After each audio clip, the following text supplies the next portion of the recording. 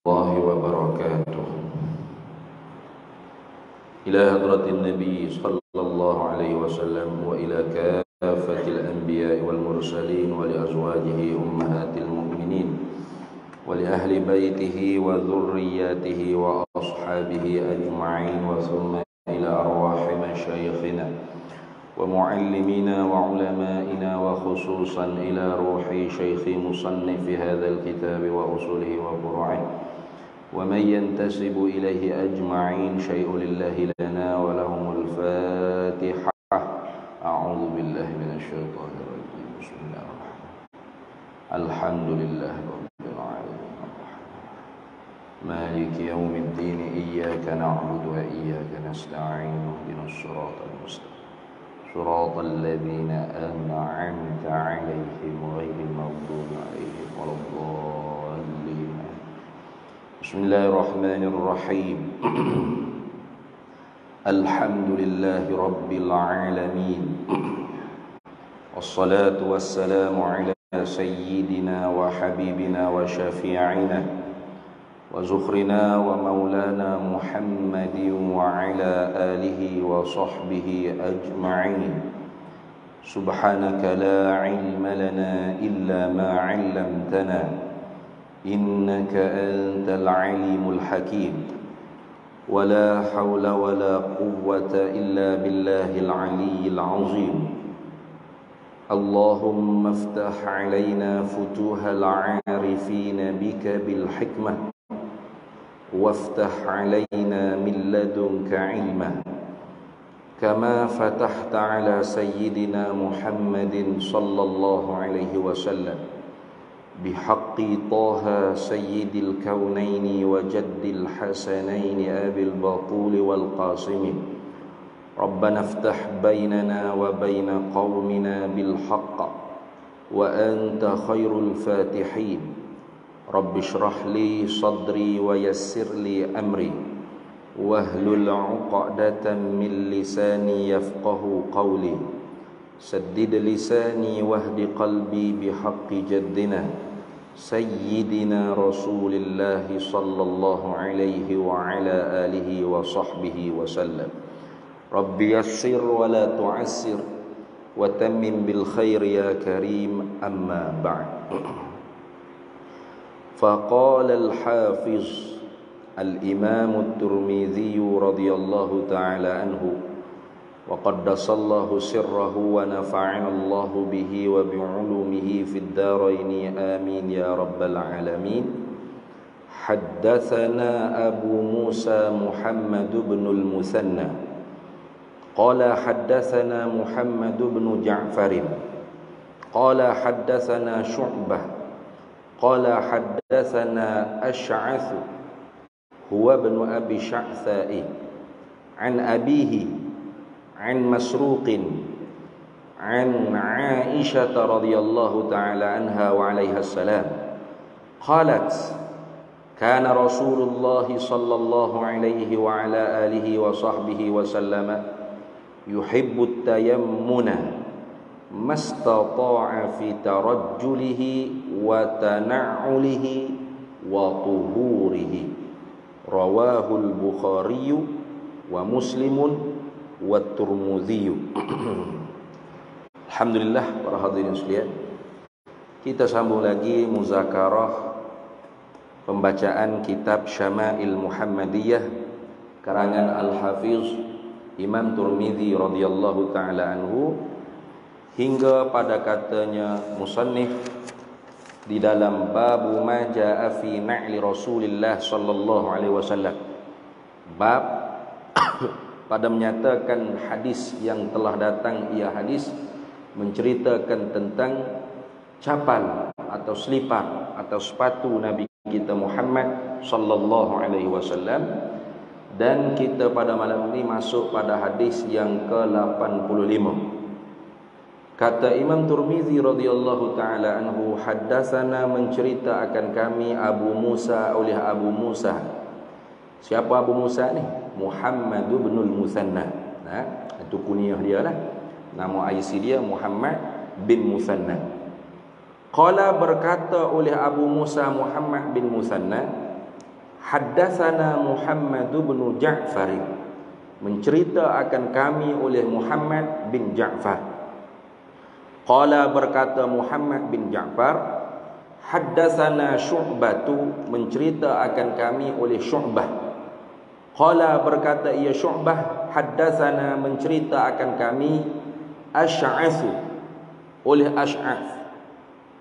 Huwa, ia Asy'ats tu ibnu Abi Sya'sa'i, anak laki-laki bagi Abi Sya'sa. An abihi, daripada bapaknya Asy'ats, iaitu Asy'atsa. An Masruqin, diriwayatkan daripada Masruq. An Aisyah radhiyallahu taala anha, daripada Ummul Mukminin, ibu kita orang mukmin, Aisyah radhiyallahu taala anha. Qalat, kata ia Aisyah, kana Rasulullah sallallahu alaihi wasallam, adalah Nabi sallallahu alaihi wasallam, yuhibbut tayammuna, cinta, suka, gemar ia Nabi sallallahu alaihi wasallam tayammun. Apa tayammun? Yakni ibtida'u bil yamin, dia panggil dah. Memulakan sesuatu pekerjaan yang mulia tu dengan kanan, dengan pihak yang kanan. Jadi kalau makan nasi hija mulia, maka guna tangan kanan. Dah. Kita guna tangan kanan dah. Tapi bila nak ambil lauk, guna tangan kiri. Itu biasa kita duk buat. Nah, sebab apa? Pasal dia kata tangan kanan dia kotor, kena nasi, kuah. Dia nak ambil lauk, pegang sudu, guna tangan kiri. Pelik dia ni. Lepas tu tangan kanan kotor lah. Orang kotor dia kata. Kalau tangan kotor, pasal apa masuk dalam mulut? Ni kena beki ni. Nah, kena ubah. Bila kita makan, guna tangan kanan. Sama ada guna tangan betul, itu lebih sunnah. Nabi SAW. Nak guna sudu pun tak apa, tapi guna tangan kanan. Bukan hanya makan saja, nak ambil lauk, nak ambil kuah, semua tu guna tangan kanan. Tu bukan makan puak dalam mulut saja tangan kanan. Lepas tu nak cobek lauk, nak ambil kuah tangan kiri. Tak berdosa. Tidaklah haram, tapi menyalahi sunnah tu makruh. Makruh. Makruh ni maknanya syarak suruh kita tinggal. Talabut tarkil fi'li, syarak suruh kita tinggal. Tapi talaban bi ghairi jazimin. Suruh tuntut kita jangan buat, jangan kita kerjakan, tapi dengan tidak putus. Tidak putus, jangan. Kalau haram tu putus, jangan. Sekira-kira yusabu ala fi'li, yusabu ala tarkihi wa yu'aqabu ala fi'lihi. Dijanji pahala syurga kerana kita meninggalkan perkara yang haram, dan dijanji seksa api neraka kerana kita mengerjakan perkara yang haram. Itu putus. Talaban jaziman. Talabut tarkil fi'li talaban jaziman. Itu haram dipanggil. Biasanya menyalahi yang wajib itu haram. Kalau menyalahi yang mandub, yang sunat, itu hukumnya makruh. Kebiasaannya begitu. Ada juga khilaful aula dan sebagainya. Ghalibnya makruh. Apa makruh? Syarak suruh kita tinggal. Gitu. Bukan makruh ni buat tak mengapa, tak buat pun tak mengapa, bukan. Kena tinggal. Tapi syarak tuntut kita tinggal tu sebagai tuntut yang tidak putus. Apa makna tidak putus? Yakni yusabu ala tarkihi. Diberi pahala kerana kita meninggalkan perkara tersebut. Tapi wala yu'aqabu ala fi'lihi. Tidak dijanji seksa neraka kerana kalau kita mengerja perkara tersebut. Cuma syarak tak suka. Syarak ni maknanya Allah dan Rasul sallallahu alaihi wasallam. Allah dan Rasul tak suka. Maka kita orang mukmin ni kan, bila sebut kata Allah dan Rasul tak suka, maka sepatutnya kita tinggal. Kita tinggal. Tu. Apalagi apabila Aisyah kata Rasulullah sallallahu alaihi wasallam yuhibbut tayammuna. Apa yuhibbut tayammuna? Yakni suka Rasulullah, kasih Rasulullah sallallahu alaihi wasallam ibtida bil yamini, memulakan pekerjaan yang baik, yang bagus itu dengan pihak yang kanan. Mana makan nasi, hijau bagus kanan. Nah, pakai baju sauk sebelah kanan dulu. Pakai seluar kanan dulu. Bagus. Pakai baju ni hijau dituntut juga dah. Tutup aurah itulah. Tu. Rasulullah sallallahu alaihi wasallam suka memulakan pada pihak kanan mastata'a, sekuasa-kuasa kemampuannya Nabi sallallahu alaihi wasallam. Kalau boleh pihak kanan lah dulu. Gitu. Melainkan bagi orang yang sudah tidak ada anggota yang kanan. Tengok macam mana tu. Baru 2 minggu lepas rasa ada jemaah masjid ni juga rasanya, tapi dia duduk di surau, dekat dengan sekolah. Dia biasanya ambil pelajar pondok untuk jadi imam, jadi dia baru kena potong kaki sebab kecil mani. Potong pula kaki kanan. Jadi dia tanya, "Lepas tu Ustaz, nak ambil air semayang basuh kaki macam mana?" Kena basuh juga ke? Kaki kanan. Kaki kanan tu potong sekat mana?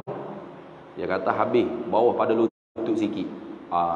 Kalau macam tu sudah tidak ada anggota yang wajib dibasuh. Dia kalau anggota wajib dibasuh iaitu kalau kaki sampai ke buku lali. Kalau kerak tu masih ada buku lali, wajib kena basuh. Itu dah.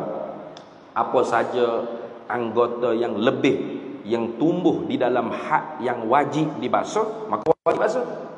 Contoh kalau tangan dia ni kaki Tuhan ada so lagi tumbuh hak yang wajib dibasuh, maka wajib juga tak? Wajib juga. Apa yang ada pada wajib. Tapi kalau tumbuhnya tidak di anggota yang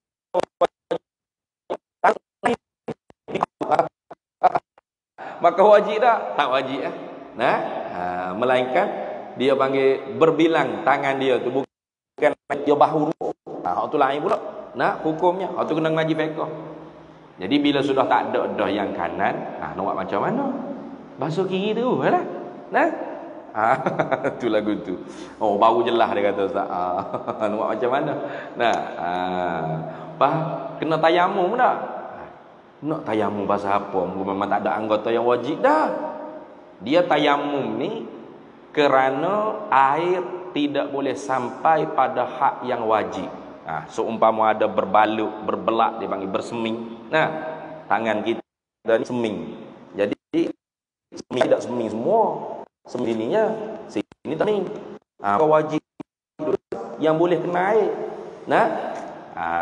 Kemudian barulah tayamum.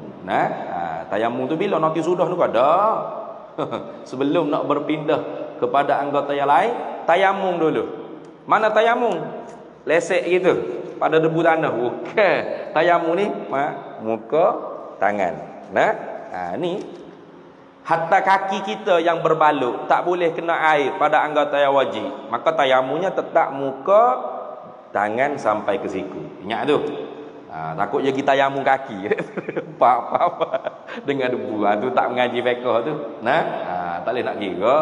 Kalau tak mengaji tu memang tu pasal zaman Nabi sallallahu alaihi wasallam pun ada sahabat dia Allahumma salli ala sayyidina Muhammad, kalau tak silapnya dia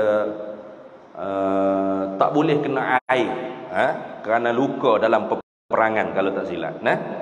Jadi bila tak boleh kena air, bagaimana? Dia pergi tanya ke sahabat Nabi hak lain. Jadi sahabat Nabi tu pergi bijak. Bukan bijak, pergi bijak. Kata tak tayamum. Tayamum macam mana? Guling atas debu tanah. Guling gulawai berdebu. Mati dia sebab kena luka debu tadi. Rasulullah tahu betul Rasulullah dah. Jangan berfatwa kalau mu tak tahu, jangan. Tu tengok. Ajra'ukum 'alal fatwa, ajra'ukum 'alan nar. Berani kamu dengan berpetua, itu beraninya kamu nak pergi neraka. Jadi kalau kita tak tahu, wallahu a'lam. Jawab kita tak tahu. Allah yang Maha mengetahui. Saya semok dulu, saya baca dulu, saya rojok balik. Sebab tu. Tapi ustaz-ustaz kita ni takut. Wallahu a'lam. Takut nanti orang gelar ustaz wallahu a'lam tu. Tanya apa pun wallahu a'lam. Tak usah tanya, tak alim ustaz tu. Kan kita gitu. Kalau zaman salafun salih, zaman Imam Malik, zaman Imam Syafi'i, orang tanya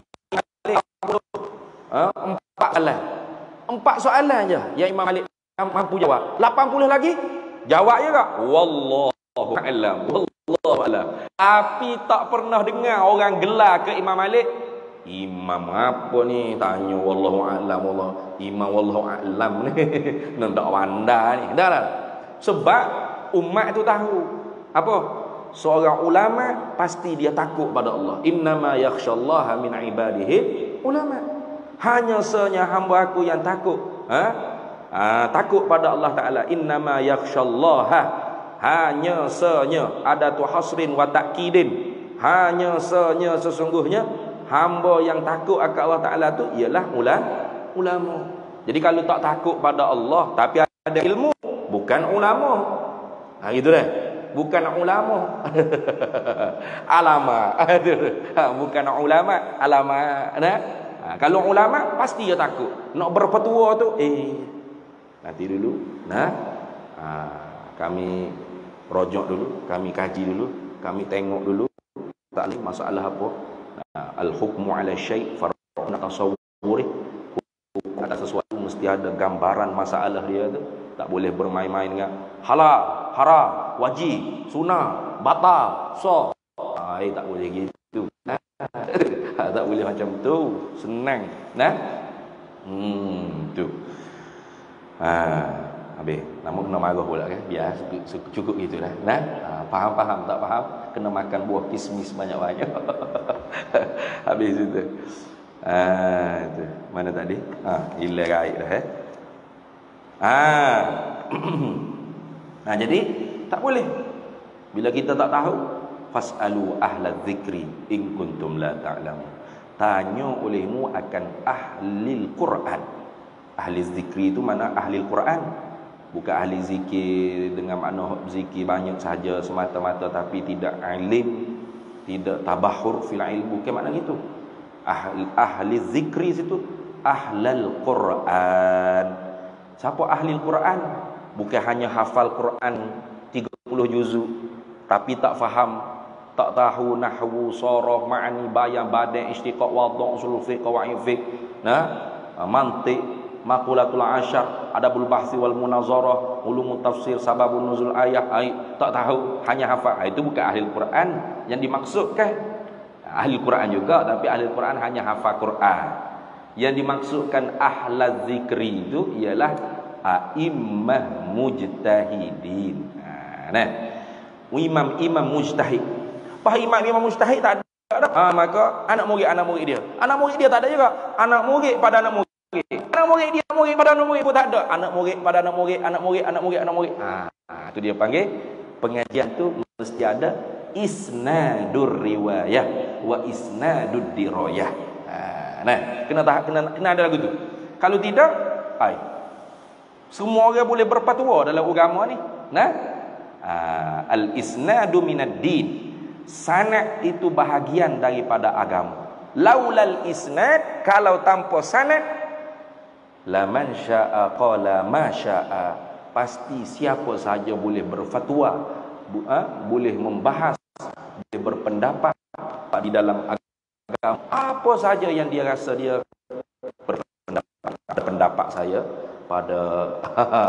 pada kajian saya tak boleh gitulah. Habis. Sekuasa-kuasa Nabi sallallahu alaihi wasallam, semampu-mampu Nabi sallallahu alaihi wasallam mana? Fi tarajjulihi, pada mensikat akan rambut Nabi sallallahu alaihi wasallam. Jadi Nabi sallallahu alaihi wasallam yabda'u bil yamini fi kulli syai'in hasanin. Fi kulli syai'in hasan. Tiap-tiap perkara yang baik Nabi akan mulakan dengan kanan. Nah, antara perkara yang baik ialah tarajjul. Yang ni menyikat rambut, sisir rambut. Kita orang ada rambut, jangan rambut kita langsung tak sikat, biar serabah, jangan. Bagi kemahlah. Nak rambut panjang tak apa, tapi bersih, berminyak. Nabi berminyak, pakai minyak. Itu nak kata Nabi ni segak, handsome, jaga penampilan. Itu Nabi kita Muhammad sallallahu alaihi wasallam. Bila nak sikat rambut, Nabi kita akan mulakan sebelah kanan. Tu anna nabiyya sallallahu alaihi wasallam yabda'u fi tasrihi sya'rihi. Sya'rihi. Bil janibil aimani. Jadi Nabi SAW apabila mula nak sikat rambut, Nabi akan mulakan pada pihak kanan rambut Nabi sallallahu alaihi wasallam. Tu cara sikat rambut ni pun dia ada pelbagai-bagai. Nabi SAW di awalnya Nabi SAW sikat rambut menyalahi dengan kafir musyrikin, tapi nak menyerupai dengan ahlul kitab. Tapi kemudiannya ahlul kitab ni dia ke bawah. Dia sisi ke bawah. Kemudiannya Nabi SAW menyalahi pula ahlul kitab. Nabi belah antara dua kepala Nabi sallallahu alaihi wasallam, rambut, belahan dua rambut Nabi sallallahu alaihi wasallam. Itu. Tu. Tapi tak ada hal lah. Sekarang ni dia panggil uruf tu sudah berubah. Zaman Nabi sallallahu alaihi wasallam, zaman dia nak mengetahui seseorang tu menganut agama apa, dia ada image pada wajah. Image pada wajah, rupa dia. Jadi kalau orang Yahudi, dia akan taruh janggut panjang, misai itu dia akan cukur. Jadi senang kalau jumpa, ni mesti Yahudi. Pasal janggutnya panjang, misainya cukup. Dia ada satu penampilan khas zaman Nabi sallallahu alaihi wasallam. Orang Masihiyun, Nasrani, dia akan cukur janggut, dia akan pelebakkan misai. Misai lebar. Kalau tengok, ni Kristian ni. Pasal misai lebar, janggut cukur. Maka Nabi khaliful Yahud, menyalahilah olehmu akan Yahud dan Nasara. Maka Nabi menipiskan misai dan merapikan janggut. Jadi ini penampilan Muslim. Jadi seolah-olah kalau jumpa kan, ni orang Islam ni pasal misai dia nipis, janggut dia rapi. Segenggam dirapikan. Tu cam. Zaman sekarang tak ada gitu. Tapi kalau kita taruh janggut, niatnya apa? Nak ikut janggut Nabi sallallahu alaihi wasallam. Dapat pahala tak? Dapat pahala. Jadi bila taruh janggut, niatnya nak ikut janggut Nabi sallallahu alaihi wasallam, maka Nabi tabassum, senyum, manis muka, beri salam. Itu baru janggut Nabi SAW. Kalau taruh janggut, muka ketak, masam.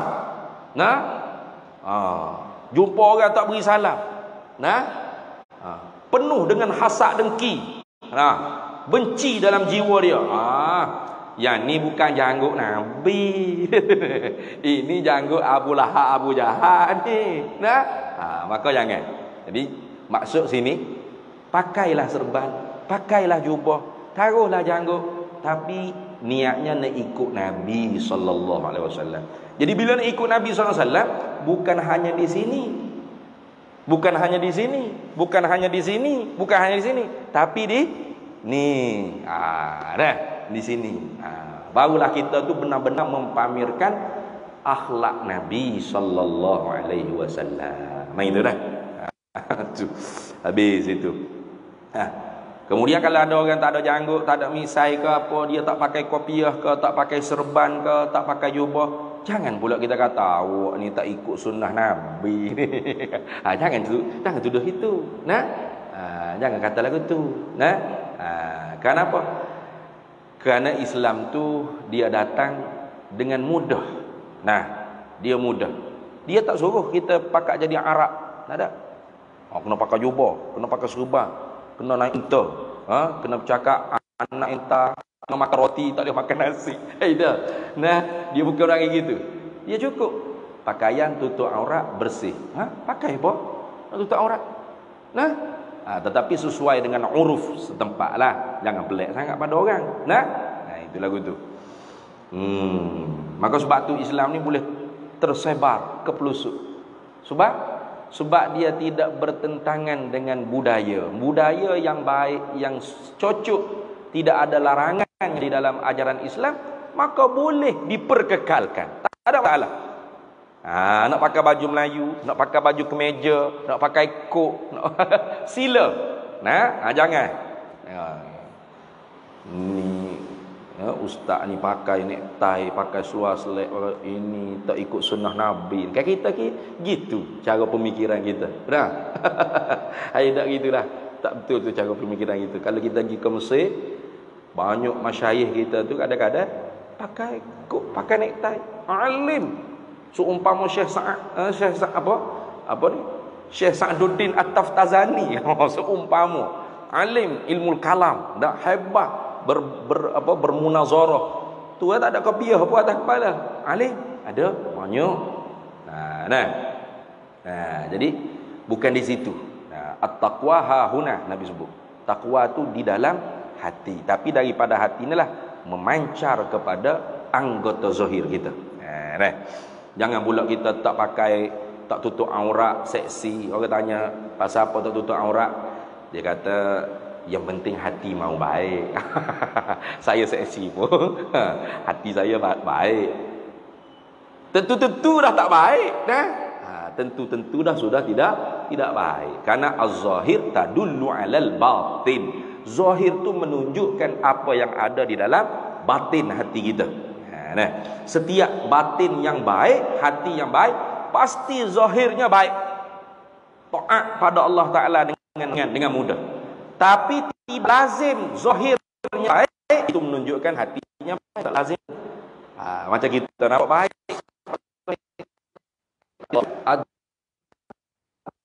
tuan rumah itu tahu apa yang dia masing-masing orang dia jaga rumah masing-masing. Habis. Tengok. Jadi bila mula nak sikap apa, dia akan mula pihak yang kanan. Wa tana'uli. Ni orang panggil apa dia panggil? Hadis bab ni nak fokusnya di sini. Wa tana'ulihi, dan berselipar, berkasut, bercapal, bersepatu. Nabi mulakan masuk kaki kanan. Dan memang telah lepas dah.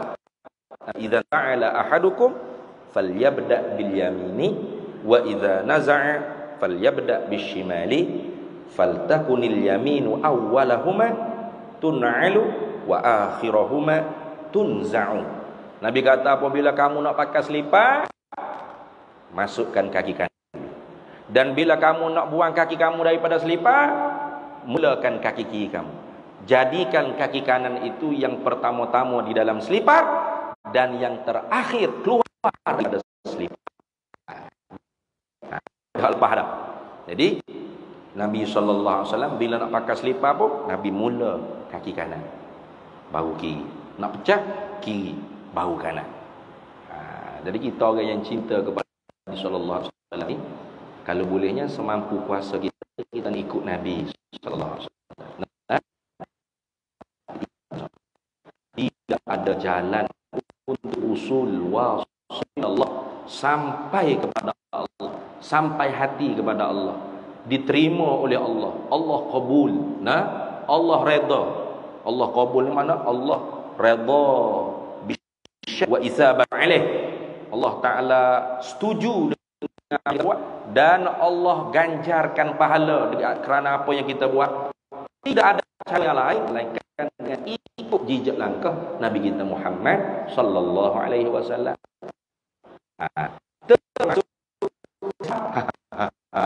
Termasuk nampak lekeh ya. Tapi kalau kita pakai selipar mula kaki kanan, nak pecah selipar mula kaki kiri dengan niatnya sallallahu alaihi wasallam, maka pakai selipar pun dapat pahala. Pakai selipar pun boleh pahala. Kira. Jangan kita pandang remeh setiap daripada sunnah Allah.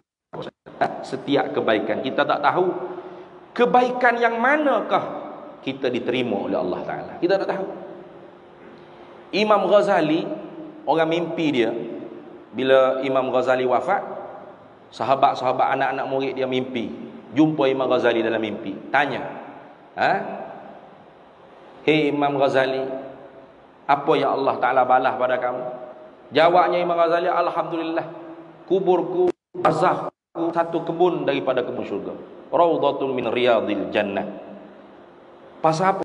Amalan pasal ngajar banyak, mengarang kitab banyak, tidak sama kerana ihsan kepada seekor lelaki yang sedang minum di hujung pena yang Imam Ghazali celuk. Dulu pen ni bukan macam ni, nak mengarang tu dia celuk dulu, lepas tu baru dia mengarang. Dia celuk, dia mengarang. Jadi Imam Ghazali satu hari celuk akak, tiba-tiba lalak hingga minum, jatuh rahmat, jatuh ke sia belah.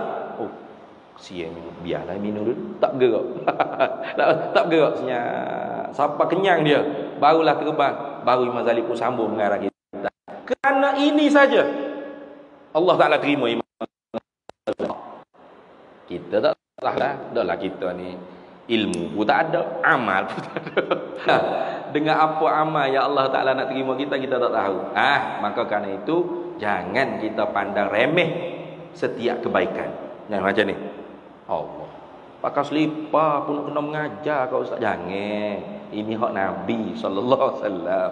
Aisyah peringatkan kepada kita, Nabi suka memulakan tiap-tiap pekerjaan yang baik dengan pihak kanan, termasuklah sikat rambut, wa tana'ulihi, dan bersepatu berselipar. Itu dah. Wa tuhurihi, dan bersuci. Mana bersuci? Seumpama berwudu dan mandi janabah. Maka Nabi SAW memulakan pihak yang kanan. Pihak yang kanan, tapi kalau satu anggota tu teruslah. Satu anggota nak main kat kanan dulu dah. Ini satu anggota tak apa. Yang ada pihak seumpama tangan, kanan dulu. Baru kiri. Telinga kanan, baru kiri. Tapi kata setengah, telinga ni seketak. Seketak. Bekuk seketak. Kaki kanan dulu, baru kiri. Koma pun apa? Mubalarah pada berkoma pihak kanan, baru kiri. Itu lagu tu. Mandi wajib pun pihak kanan dulu. Walaupun mandi wajib tu kiranya satu badan, satu anggota, tapi mula pihak kanan dulu. Itu dah. Habis itu. Habis. Jadi tiga ni sajakah hak Nabi suka pihak kanan? Tidak. Ma warada fil hadisi ala sabilit tamsil saja. La hasra. Maknanya apa hak disebut oleh Aisyah ni sebagai contoh-contoh pekerjaan yang Nabi mulakan dengan pihak yang kanan. Bukan hanya tiga ni saja, banyak lagi lah. Kullu hasanin, tiap-tiap pekerjaan yang baik, maka Nabi mulakan pihak yang kanan. Tapi kalau pekerjaan tu safasi fil umur, benda-benda yang agak meluati, maka kiri. Sama juga seperti nak basuh berak, jangan guna tangan kanan, tangan kiri. Cebok ataupun cucu tu tangan kanan, tapi nak basuh tangan kiri. Nak pergi kemaluan tangan kiri. Tu pasal tu bukan hasan. Bukan hasan. Baik, habis itu. Kemudian kata Imam Tirmizi radhiyallahu taala anhu, haddatsana Muhammad bin Marzuqi. حدثنا محمد بن مرزوق أبو عبد الله قال حدثنا عبد الرحمن بن قيس أبو معاوية. Kata dianya mencerita akan kami oleh Muhammad bin Marzuq Abu Abdillah. Kata Muhammad bin Marzuq, haddatsana mencerita akan kami oleh Abdurrahman bin Qais Abu Muawiyah. Qala berkata Abdurrahman bin Qais Abu Muawiyah, haddatsana Hisyamun, mencerita akan kami oleh Hisyam, an Muhammadin, diriwayatkan daripada Muhammad, an Abi Hurairah, daripada Abi Hurairah radhiyallahu taala anhu.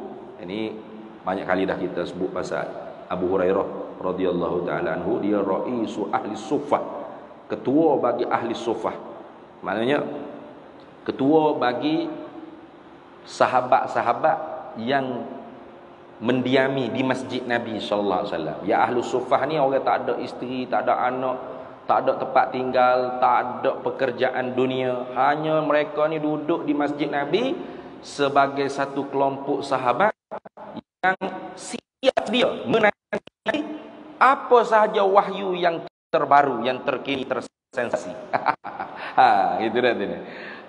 Jadi sebab tu satu sahabat yang paling banyak riwayat hadis Nabi sallallahu alaihi wasallam. Aisyah isteri Nabi ranking kedua dah. Abu Hurairah nombor 1, paling banyak sekali. Padahal dia masuk Islam lewat, berbanding dengan yang lain-lain lah, Abu Bakar, Umar, Uthman. Tapi dari segi meriwayatkan hadis Nabi, dia nombor 1, paling banyak. Pasal dia ahli suffah, duduk di masjid Nabi sallallahu alaihi wasallam. Dan ketika mana mengaji di masjid Nabi itu memang susah, teramat susah. Baca dalam kitab Riyadhus Shalihin, Abu Hurairah ni ketika mana dia kaya, jadi gubernur, jadi menteri besar, dia makan mewah.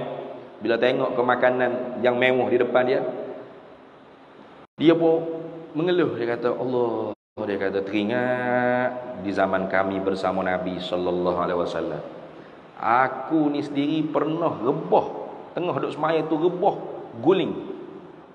Rebah tengah semaya guling. Lalu orang mari jijak atas kepala, atas tekak, pada tekak. Mak, takut sawan.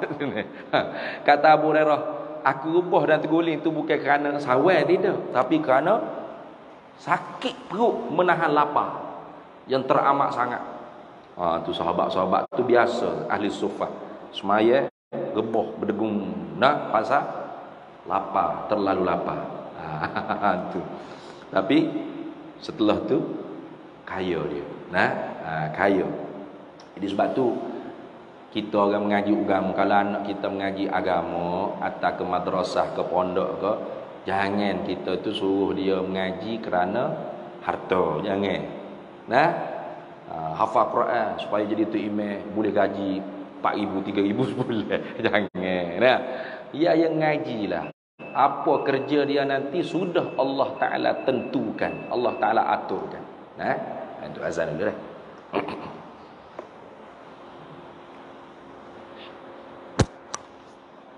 Ada majlis kah? Ada program?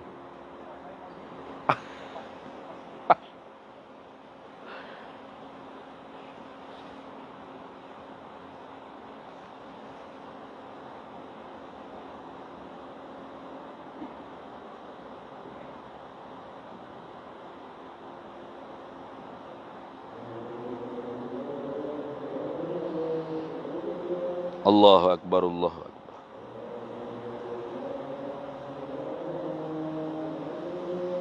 Asyhadu an la ilaha illallah.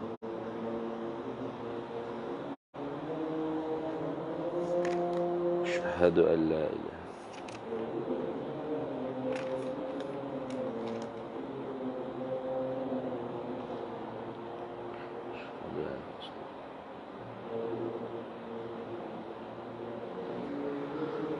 أشهد أن سيدنا محمد رسول الله.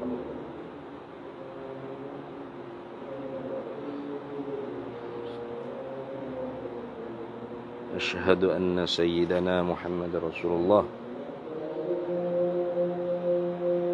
لا حول ولا قوة إلا بالله.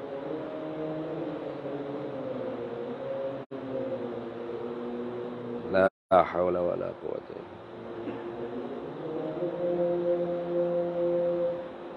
لا حول ولا قوة.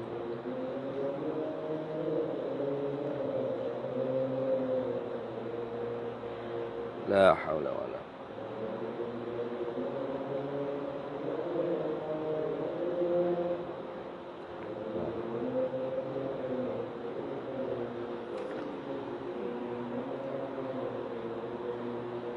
لا إله إلا الله سيدنا محمد رسول الله صلى الله عليه وسلم. اللهم رب هذه الدعوة التامة والصلاة القائمة آت سيدنا مولانا محمد وصلة الفضل والشرف والدرجة العالية وبعثه مقاما محمود إنك لا تخلف. Baik.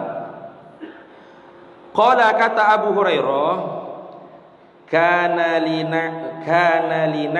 Rasulillah sallallahu alaihi wasallam qibalani. Kana adalah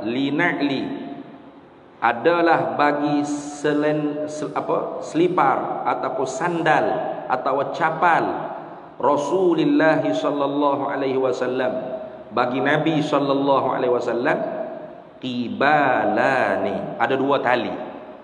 Dah. Jadi selipar Nabi atau capal Nabi itu dia ada dua tali. Ni gitu dah. Biasa tengok kan capal Nabi SAW. Kalau tidak biasa tengok pun capal yang sebenar-benar, ulama dia ada buat, orang panggil tamthil, contoh gambaran capal Nabi kita Muhammad sallallahu alaihi wasallam. Yang setengah-setengah orang tu dia terlalu takut dengan lambang tersebut, sehingga dia buat gelar. Ni kelompok capaliyun, apa? Penyembah selipar. Astagfirullahalazim. Jangan kita gelar gitu. Wala tanabazu bil alqab bi'salismul fusuqu ba'dal iman. Wala tanabazu bil alqab, jangan kamu menggelar dengan gelaran yang tidak baik kepada saudara mukmin. Bi'salismul fusuqu ba'dal iman, sebesar-besar dosa fasik setelah mana beriman, kita gelarkan kepada saudara kita dengan gelaran yang tidak baik. Tuk Bila pakai selipar ada capal tu.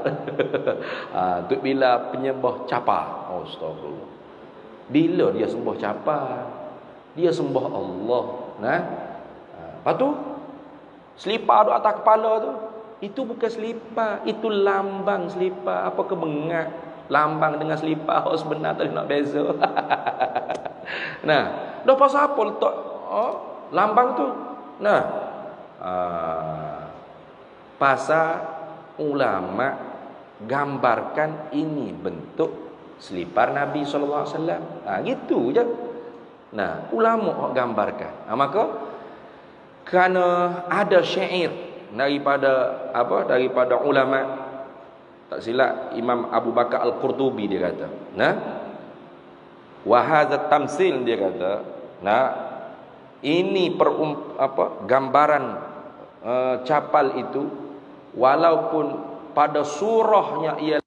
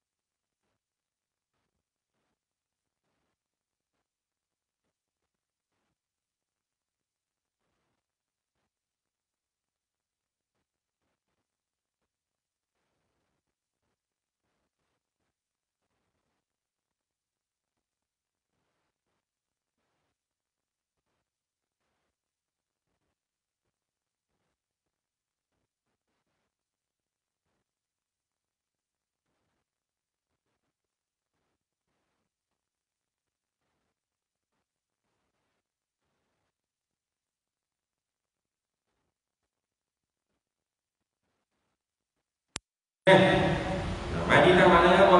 Negara maju, dengan harapan supaya semua penduduk Yathrib menjadi manusia yang mutamaddi.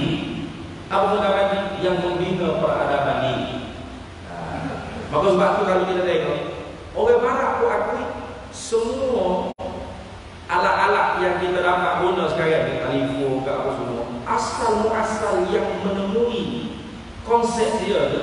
Nah, permulaan yang mencipta alat-alat teknologi moden, semua tokoh-tokoh Islam itu.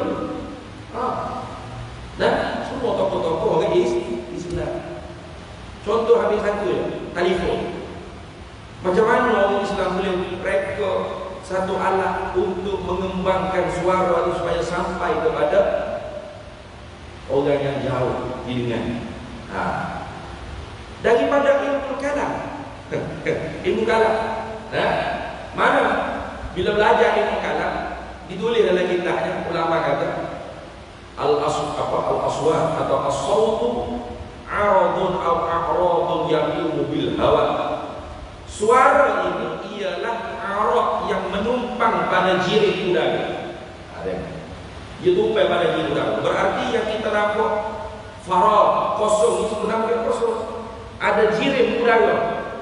Nih, jirim udara. Suara ini ialah arad, mana sifat yang baru kedatangan menumpang pada jirim udara. Mana apabila dia keluar dari mulut kita, udara langsung dekat udara. Maka bila gitu boleh ditangkap, boleh dimasuk, boleh dikembang. Maka direkodkan alat. Jadilah mikrofon, speaker, telefon. Sayangnya yang mengupdatekan alat-alat teknologi bukan lagi di tahun Islam. Nah, ada tak? Apple, Samsung, bukan orang Islam. Pasal kita orang Islam ni berkelahi kalau ya agak remeh. Pasal logo capa, gitu kan? Pasal office duduk. Nah, office duduk pun Allah haram. Pasal suwaji gitu balik. Pasal kuno, pasal rambut Maulidur Rasul, pada itu. Pasal Sayyidina tak Sayyidina, la ilaha illallah. Nya terbaru viral video azan pakai Sayyidina. Asyhadu anna Sayyidana Rasulullah. Asyhadu anna Sayyidana Rasulullah. Dan asyhadu anna Sayyidana Muhammadar Rasulullah. Betul ada video azan dia nama Sayyidina. Asyhadu anna Sayyidana Muhammadar Rasulullah sallallahu alaihi wasallam. Gaya itu. Padahal kalau itu khilafiyah. Nah, Syekh Ali Shibramani kata sunnah. Nah, bukan hanya di luar sembahyang, bahkan di dalam sembahyang, di dalam azan. Sunnah ditambahkan Sayyidina. Pasal al-adabu muqaddamu ala tibai. Beradab itu lebih didahulukan di atas mengikut. Kata Syekh Ali Shibramani. Kata Ibnu Hajar, tak nampak jalan itu sunat. Pasal ulama-ulama salah kita tak pernah pun kata tambah Sayyidina. Takkan mereka tidak beradab dengan Nabi SAW. Maka di Ibnu Hajar Al-Asqalani lebih afdal tak Sayyidina daripada tak Sayyidina. Di sisi Imam Ali Shibramani afdal tak Sayyidina daripada tak Sayyidina. Benda khilaf kita ikut kan. Awak tak sebut asal orang lain sebut, jangan awak kata bid'ah, dalalah, final. Itu jadi malu kan? Iya. Lupa pasal azan apa Sayyidina. Orang tak mari lagi masjid. Azan di lawan. Tak malu tu. Aduh, itu masalah. Allah. Pasal tu tak maju kita. Selipar Nabi kata Abu Hurairah ada 2 kali. Wa Abi Bakr wa Umar. Begitu juga selipar Abu Bakar dan Umar radhiyallahu taala anhum ada 2 kali. Jadi Abu Bakar dengan Umar antara sahabat yang kuat juga mengikuti Nabi SAW, dan selipar pun ikut Nabi 2 kali juga. Antara Abu Bakar dan Umar mana lebih kuat? Abu Bakar lagi kuat. tengah mati syahid ramai di medan jihad di zaman Sayyidina Abu Bakar As-Siddiq jadi khalifah. Maka marilah dalam hati Sayyidina Umar, kalau sehari demi sehari orang yang hafal Quran ini meninggal dunia, macam mana Quran ini sampai kepada umat kemudian? Nah, karena zaman Nabi tidak ditulis dengan lengkap berbentuk mushaf Al-Quran, tidak. Hanya ditulis tidak lengkap. Yang banyaknya dihafal di dalam dada-dada sahabat. Yang ditulis tidak lengkap pula, tidak ada titik, tidak ada bagi. Nak baca macam mana? Jadi Sayyidina Umar lah orang yang mencadangkan kepada Sayyidina Abu Bakar, ya Khalifah Rasulullah sallallahu alaihi wasallam, mari kita himpunkan Al-Quran lengkap bentuk mushaf tulis. Adakah Sayyidina Abu Bakar itu himpun? Ya. Sayyidina kata, ya Umar, bagaimana kamu boleh bagi cadangan kepada aku untuk buat perkara yang tidak pernah dibuat oleh Nabi SAW? Atau dia Abu Bakar saja. Aku tak berani buat benda yang Nabi tak pernah buat. Tapi Abu Bakar kata, Sayyidina Umar kata, tapi ini bagus, ini molek ni. Walau Nabi tak pernah buat, tapi ini bagus. Lalu orang kata apa? Nanti aku fikir ni. Jadi sekali lagi tu boleh juga kita seperti satu kelompok tu, Nabi tak buat ni, boleh tak? Tapi jangan tunggu di situ. Fikir. Abu Bakar fikir. Esok pagi dia jawab Sayyidina Umar, betul lah. Aku sebut, walaupun Nabi tak pernah buat, tapi hitung Quran dalam bentuk mushaf ni bagus. Pasal untuk umat Islam yang terkemudian. Maka mula situ baru ditulis Al-Quran. Itu pun tidak ada titik, tidak ada bagi. Bila ada bagi ni? Zaman Sayyidina Ali karramallahu wajhah. Bila Sayyidina Ali orang baca Quran, Inna Allah bari'un minal musyrikin wa rasulih. Ubah makna. Sesungguhnya Allah tidak menghiraukan orang kafir musyrikin dan Rasulullah SAW pun sama dengan musyrikin Allah tak hirau. Salah makna tu dah silap, makna tu silap. Lalu oleh Sayyidina Ali diperintahkan kepada Imam Abu Aswad Abu Ali supaya meletakkan baris-baris pada Al-Quran. Titik tak ada lagi. Macam mana? Al-Jamdulillah, Alhamdulillah, Rattil Alamin, boleh, Galami boleh, Ngelami boleh. Oh, kita orang Melayu ni ada mu, titik tiga. Macam mana? Tak ada titik. Yang meletak titik namanya Imam Ahmad Al-Farahidi. Ini orang yang berjasa kepada agama kita. Dan jadi bukan semua orang Nabi buat tu langsung tak boleh kita buat, dan bukan juga boleh kita terus buat. Ditengok ada ke tidak larangan, bertentangan dengan nas-nas syarak. Kalau tidak ada, maka syarak membenarkan setakat hak yang tidak melanggar batas syarak. Bukan kalau ada maslahah, terkadang menjadi wajib, menjadi sunat dan sebagainya. Wa awwalu man aqada 'aqdan wahidan Utsman, dan awal-awal mereka yang mengikat akan satu ikatan tali pada selipar ialah Sayyidina Utsman bin Affan. Jadi Utsman itu khulafa ar-rasyidin. Nah, Nabi kata alaikum bi sunnati wa sunnatil khulafa ar-rasyidin al-mahdiyyin. Hendak kamu berpegang dengan sunnahku dan sunnah para penggantiku ar-rasyidin yang diberi petunjuk, yang apa? Yang mendapat hidayah, petunjuk daripada Allah dan diberi petunjuk oleh Allah Taala. Termasuk Sayyidina Utsman. Jadi perbuatan Sayyidina Utsman ini adakah menyalahi Nabi SAW? Tidak. Ini nak menunjukkan bahawasanya jawazu harus memakai selipar yang tidak ada dalam takun fi ahdi Nabi SAW, atau tidak seperti selipar Nabi SAW. Harus kita pakai kasut, kita pakai selipar hidung, kita pakai apa? Selipar Adidas. Itulah kasut domak harus selamat. Tak ada masalah. Kami kita ini masuk daripada mana ni? Daripada Amerika. Haram. Sebab kafir yang tidak gitu kan.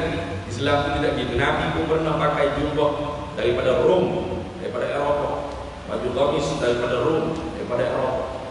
Ini perbuatan Nabi SAW nak menunjukkan that Islam ini tidak menyekat apa-apa budaya yang baik daripada luar, daripada Arab, luar daripada Islam sekali itu. Seumpama zaman kita sekarang masih ada lagi ke tidak sistem perhambaan? Tak ada. Padahal kalau kita mengaji fiqh masih ada dulu dipelajari dalam kitab fiqh. Bahkan antara asnaf hamba ar-riqab, walir riqab. Ada ya. Innamas sadaqatu lil fuqara wal masakin ila wa fir riqab. Walir riqab, wa fir riqab.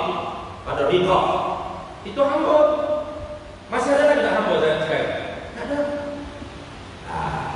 Siapa yang menghapuskan sistem perhambaan? Bukan orang Islam, orang kafir. Lalu pasal apa ulama kita boleh terima, setuju? Memang dia pada kafir. Mana menghapuskan sistem perhambaan daripada orang kafir? Tapi orang Islam, ulama Islam setuju. Walaupun orang kafir buat, setuju. Pasal ada di dalam agama kita perbuatan dan sabdaan Nabi SAW yang menunjukkan di atas Nabi setuju supaya manusia tidak diperhambakan sesama manusia, digalakkan merdeka. Sebab tu banyak kan hamba-hamba yang Maula Rasulullah itu mana hamba yang dibebaskan oleh Nabi SAW. Bekas hamba yang dibebaskan oleh Nabi SAW. Dan Nabi mentahrik, menggemarkan sahabat-sahabat membebaskan manusia yang jadi hamba. Bebas, terbuka manusia merdeka. Walaupun Nabi tidak menghapuskan sistem perhambaan, tapi Nabi sangat setuju kalau manusia itu dimerdekakan. Bahkan kalau ada duit zakat yang mampu menebuskan kemerdekaan dia, boleh diberi. Dia ada berapa? 1000 dinar. Kalau dia tembus 1000 dinar dengan tuan dia merdeka. Boleh ambil daripada harta zakat, tembus. Supaya dia merdeka, insan yang merdeka. Jadi daripada agama kita tu, Allah panggil apa? Allah panggil apa? Dengung-dengung. Tidak tanduk Nabi, di satu hal Nabi yang setuju bahawa manusia tidak diperhambakan sesama manusia.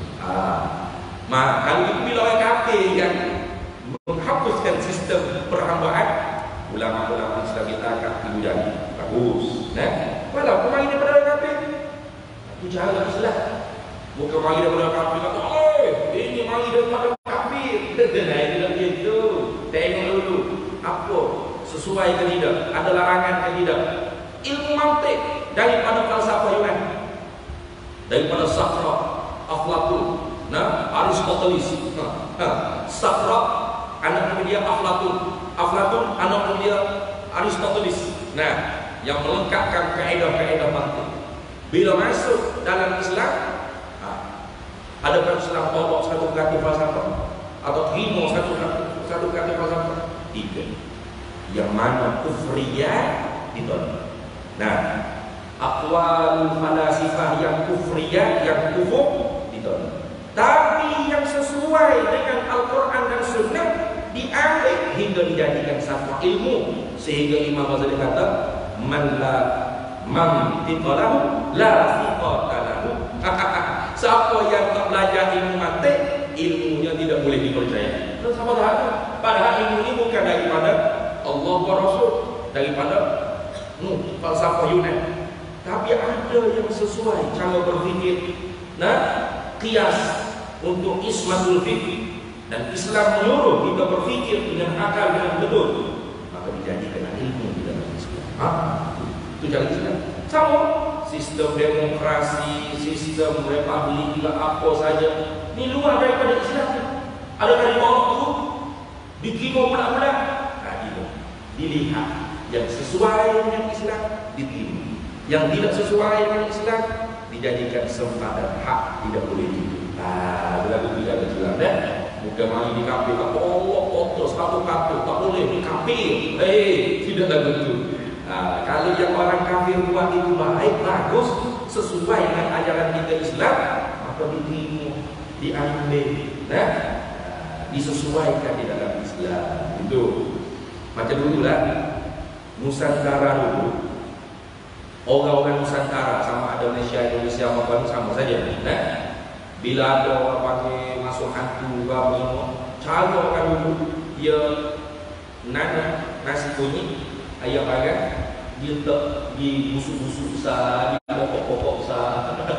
Kayak lagu tu. Maka kalau tu guru yang berdakwah dulu, para wali yang berdakwah dulu, aulia Allah yang berdakwah di Nusantara kita dulu, bengis, kasar, keras. Buat apa ni? Haram, syirik, mubazir. Payah Islam dia nak tersebar. Tapi cara orang dakwah dulu bagus. Bil hikmah. Dia kata pasal apa ni maklum? Letak nasi kuning, ayam bakar dekat pokok besar. Ini mau apa? Sesajian dia kata. Sesaji. Untuk roh-roh jahat. Tidak ganggu keluarga kami, harta kami. Kata kalau macam itu sikit satu bulan. Ini masuk bagi 40 bulan. Lain kali tak payah buat. Buat banyak sini 40 bulan. Potong kambing, potong lembu. Bulan buat 2 kawah, 3 kawah. Bila siap nak letak di mana ni dulu? Di pokok mana, di busuk besar mana, jangan letak di busuk di pokok. Panggil jiran tetangga kamu. 40 orang, 50 orang.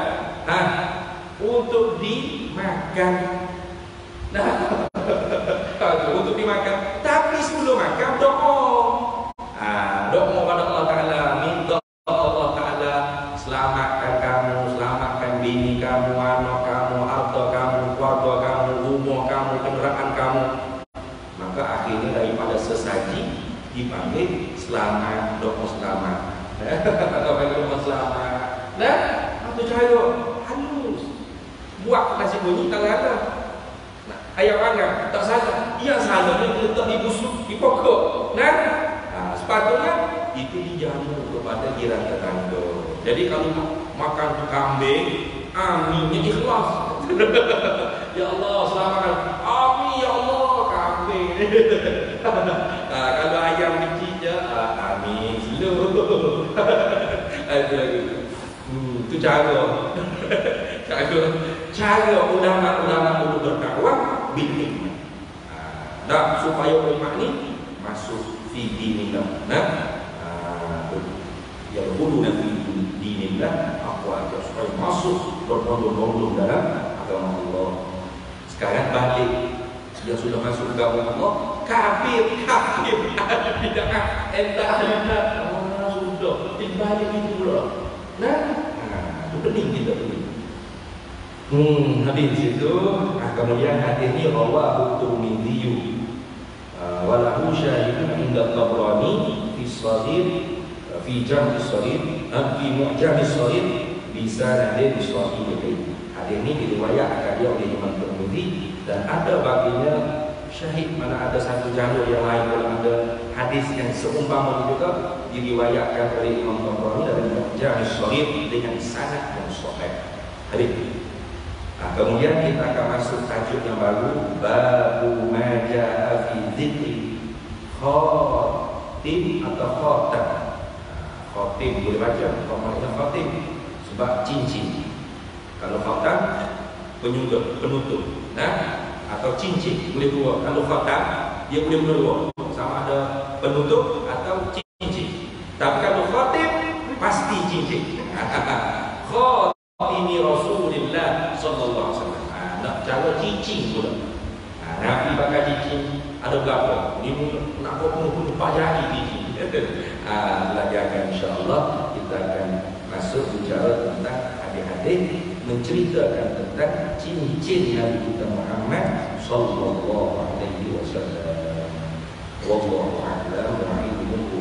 يؤتي الحكمة من يشاء ومن يؤت الحكمة فقد أوتي خيرا كثيرا وما يذكر إلا أولو الألباب.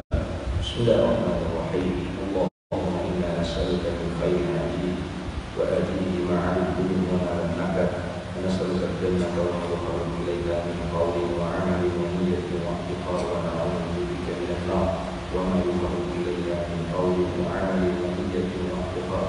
نسألك من خير ما سلك عبدك ورسولك نبيك محمد صلى الله عليه وسلم. اللهم فقهنا علم الشريعة والمعرفة والطريقة والحقيقة واسع لنا إلى بحق سيدنا محمد صلى الله عليه وسلم. رب فانفعنا ببركتهم واهدنا الحسنى بحرمتهم وآمتنا في طريقتهم ومعافاتهم من الفتن. وصلى الله وسلم على سيدنا محمد